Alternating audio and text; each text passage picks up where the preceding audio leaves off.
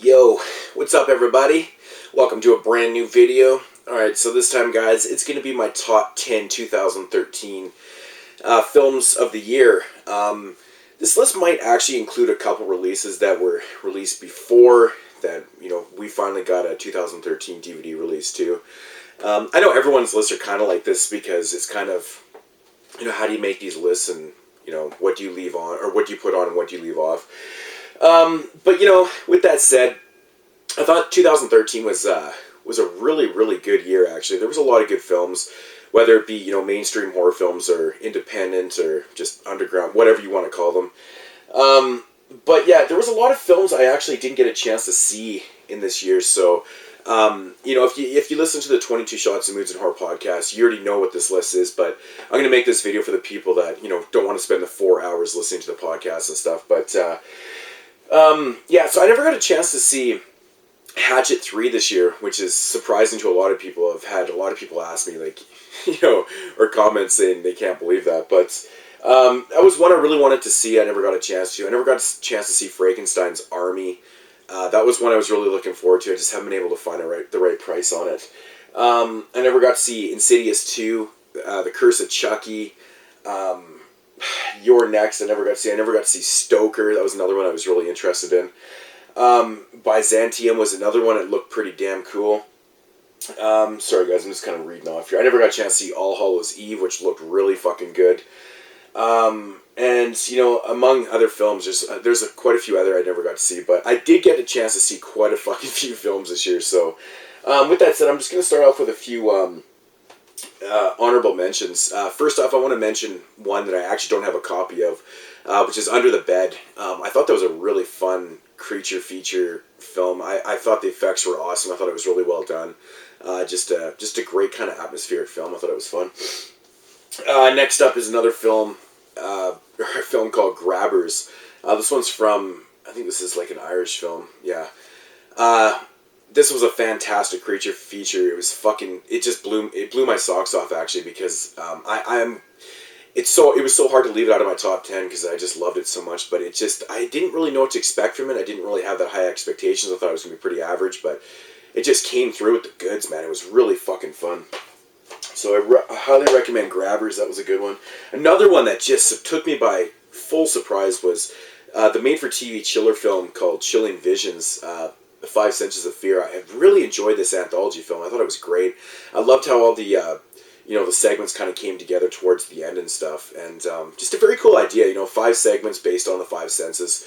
Smell, see, touch, taste, and listen are the segment names. And just a really fun, awesome release by Scream Factory. I'm so glad that they, released this. That was pretty cool. Next up is a Dustin Mills film called Night of the Tentacles, also known as Heart Attack. This was just a fucking ball of fun, man. I had so much fun with this film. I think he made this in 2012. I think it got released in 2013. I think that's how it works. But anyways, regardless, definitely check out Dustin Mills. He's doing a great job with his movies. But this was fucking awesome. Like, such a cool idea. Just loved it. Yeah, so Night of the Tentacles. Next up is an independent film called Don't Go to the Reunion.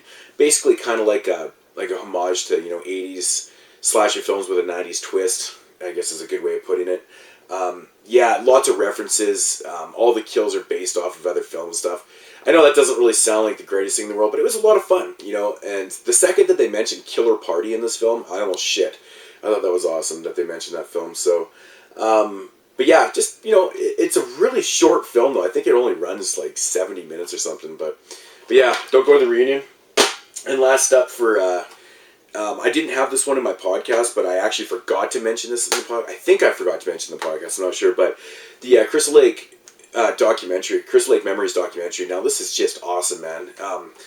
If you've got the one with the bonus disc, the exclusive bonus disc, definitely check it out. It's like 4 hours, but yeah, this whole thing's like 12 hours long. I thought it was fantastic, man. So entertaining, so much information. Just, yeah, really great stuff, so, yeah. Definitely check out Crystal Lake Memories if you have not. I know most people have, so. Yeah, so getting into my top 10 here. Like I said, there's a couple films in here that were released prior. We finally got 2013 releases of them, so that's when I got to see them, so they feel like 2013 films to me, even though I know they're not, but So I'm kind of cheating, but anyways, doesn't matter. All right, so in at number 10 here is a film that, man, this movie got so much mixed reviews. A lot of people love it, a lot of people hate it. There's some people that are in between. I'm one of the people that really enjoyed this film and had no problem with the second half of the film, like most people, and that's American Mary. Soska Sisters directed this movie, starring Catherine Isabelle. I'm not going to get into the plots of any of these. This will just take forever. But, just a very cool kind of revenge film that turns just crazy.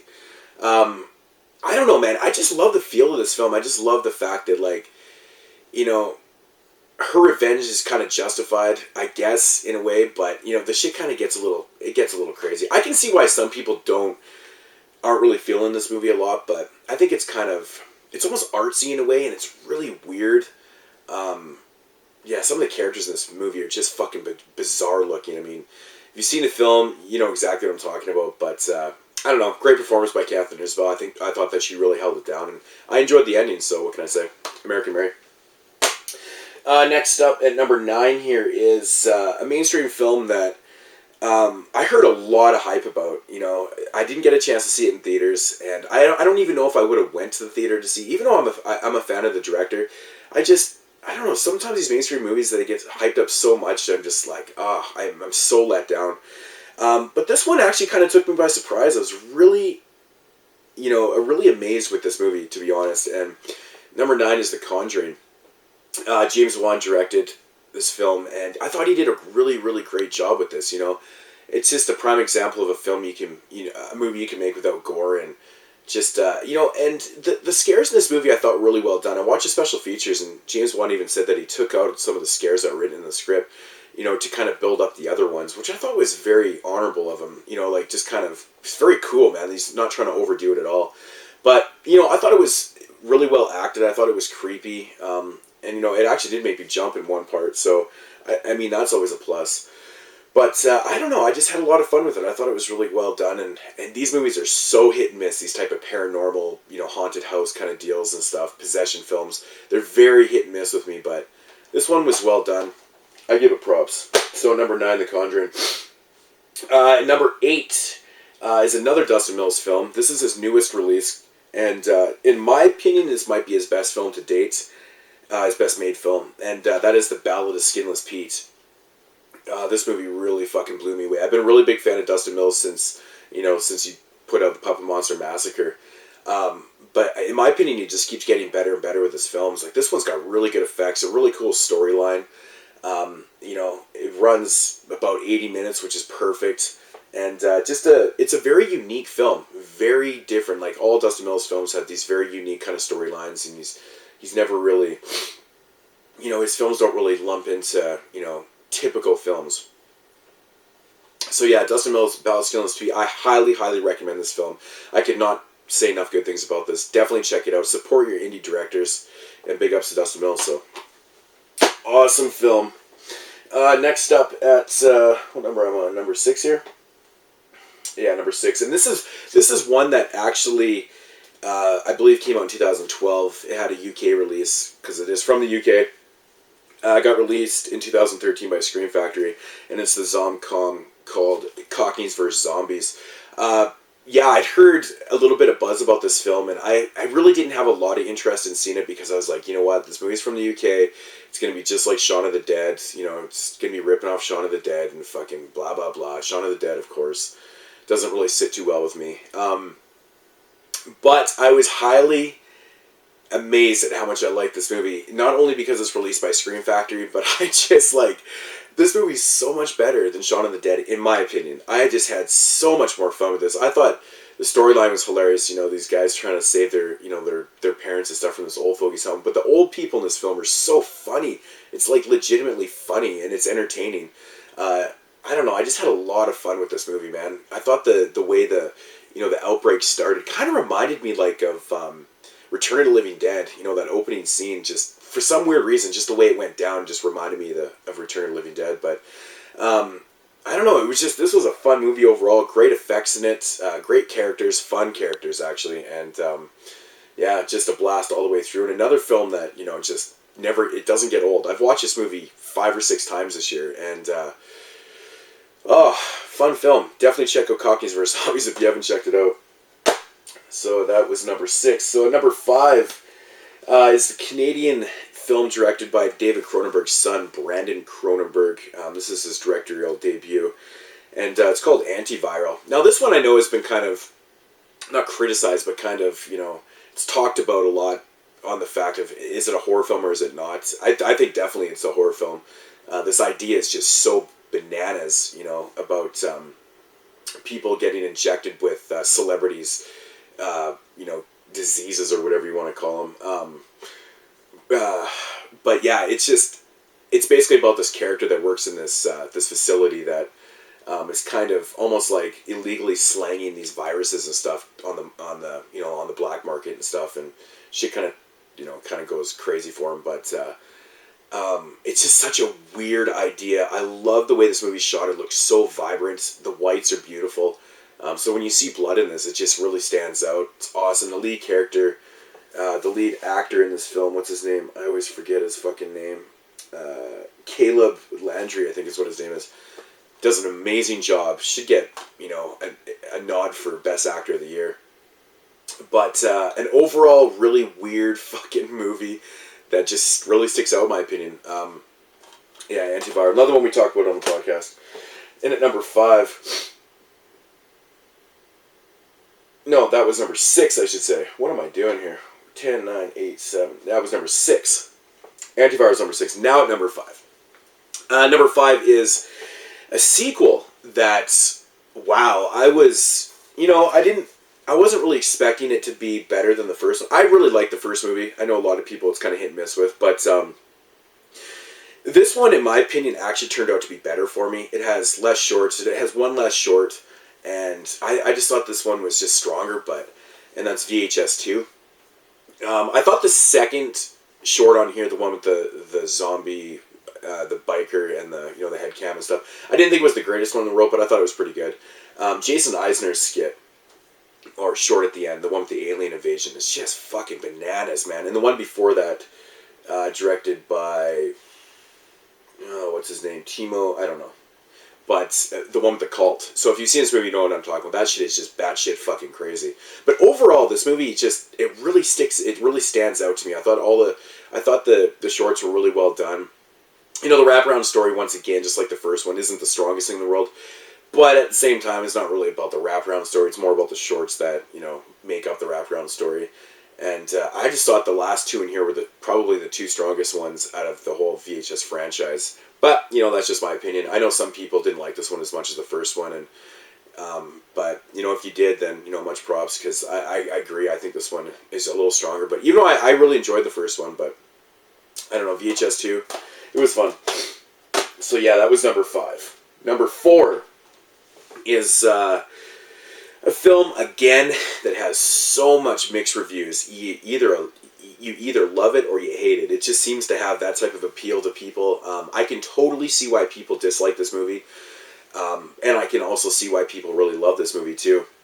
And that's Rob Zombie's Lords of Salem. This is a movie that I was really, really anticipating. I had high expectations for it, so if I wasn't, if it wasn't going to meet them, I was going to be really disappointed with it.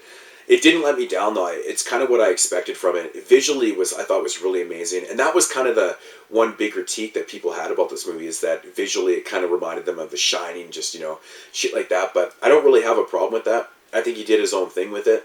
I really liked the storyline, and I thought Sherry Moon Zombie was actually good in this film. And that was another big critique that people have. They said that they didn't really like her in the film, and that they're tired of seeing her in Rob Zombie films and stuff. Personally, I don't give a fuck. I think that's a really lame excuse to call the movie down. But, if you don't like it for other reasons, that's fine too. But I don't think she was a problem in the film at all. Mixed in with the storyline, I thought was actually pretty cool. And shot in Salem too, which I thought was really cool. But visually, and of course, Rob Zombie puts his twist of weirdness in towards the end with midgets and dildos and shit like that, which made me laugh. But once again, I had no problem with that. I thought it was actually really fun and just kind of quirky, very quirky to put in there. So, The Lords of Salem, fun film, really, really well done movie in my opinion. So, yeah. But once again, that's just my opinion. Number 4 is probably one of the best killer clown films I've ever fucking seen. This movie just blows my socks off every time I watch it, and that is Ross Noble in Stitches. I know this movie was made in 2012, released here in 2013, so it says right on the back, destined to become a cult classic. I totally agree with that. It's basically about a clown that gets killed at a birthday party, that gets resurrected and comes back to kill the kids that killed him years later. And it's got a perfect blend of comedy and comedic timing too. The kills are so inventive in this. They're absolutely fucking hilarious, but they're so inventive. That's what really separates this movie from a lot of type of slasher films, is that the kills are awesome. Even though there is a little bit of CG in there, it doesn't really matter. It's actually quite well done. But like I said, even the comedic timing in this with the soundtrack and stuff, if you've seen this movie, you know what I'm talking about. I don't want to give anything away, but just a fantastic film overall, top to bottom. I really enjoyed it. I thought the ending was awesome. And I think this is actually a movie that could probably spawn some sequels, which I probably wouldn't doubt that they would do. So, but yeah, just if you like killer clown films, this is definitely one of the best ones. Awesome fucking movie, man. I've watched this one so many times this year. All right, so number 3. In at number 2 is a film, that was made a couple years ago. Finally got a 2013 Region 1 release on DVD. And that is Alice Kills, also known as Alice. I know this one's kind of weird to have on the list, but, like I said, I didn't get a chance to see this until earlier this year, so... it's basically about a girl named Alice that tries to kill her best friend. She doesn't succeed at it right away, and it's basically about her downward spiral into this fucking dark world. This is a great movie. Very simple premise to the film, but it's executed brilliantly. I really like her... the way you see her, just kind of, her downward spiral just is done really well. And it has a fantastic ending. It floored me, man. I thought it was so good. I thought it was so good the way it went down. But, I don't know, overall it's just a fantastic film. It's got some pretty crazy parts in it. It gets really nuts in the last probably half an hour of the film. But very enjoyable. Very enjoyable. I thought Alice was awesome in this movie, so... But yeah... like I said, the ending in this one gets batshit crazy. It's just a very enjoyable film. And my number 1 film of 2013 is probably the same as a lot of people's out there, and that is the remake of Maniac, starring Elijah Wood. Everybody knows that Maniac is my favorite slasher film of all time. One of my favorite films in general of all time. I think Joe Spinell is absolutely fucking amazing in that film. Probably should have gotten nominated for an award for his acting in that movie. I think it's great, but yeah, the original Maniac film is just brilliant in my opinion. So when they announced this film, of course I was a little weary of being a remake in general, but it wasn't even the fact. I was like, man, why are they even remaking Maniac? It didn't make sense to me. But when I heard, when they announced that Elijah Wood was going to be, taking the main lead in this film, playing Frank Zito, I almost shit my pants. I was like, fuck, this remake is going to be abysmal. I thought it was just going to be horrible. But lo and behold, I heard some good things, so it kind of piqued my interest. I was going to check it out anyways, and I was going to go in with an open mind too, because, that's the only way to do it. And sure enough, man, this movie was completely different. It was basically the same idea, but shot completely different, and I thought it was beautiful. I thought it was really well done. I thought the homages in the film were awesome. Everything seemed really natural in this. I love the way they filmed it, though, with the POV, and you only see Elijah Wood in reflections and stuff. I thought it was really neat. I didn't think it was too gimmicky. I've heard people say it was a little too gimmicky, and it got old after a while. I kind of disagree with that. I think it's just creative.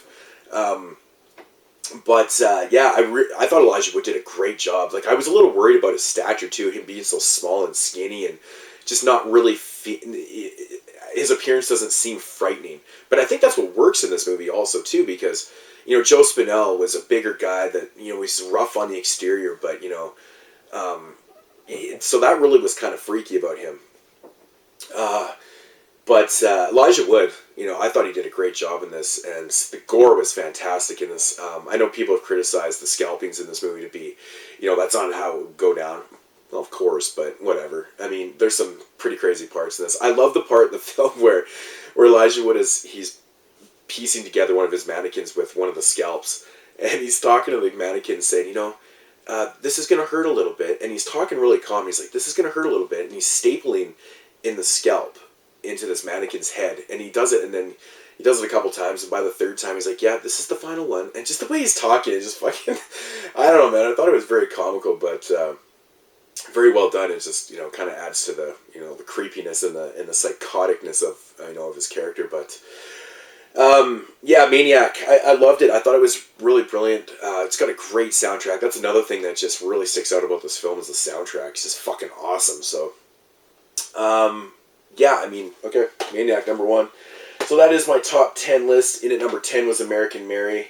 The Conjuring number 9. Bella Skinless Pete was number 8. Number 7, Cockneys vs. Zombies. Number 6 was Antiviral. Number 5 was VHS 2. Number 4 was Lords of Salem.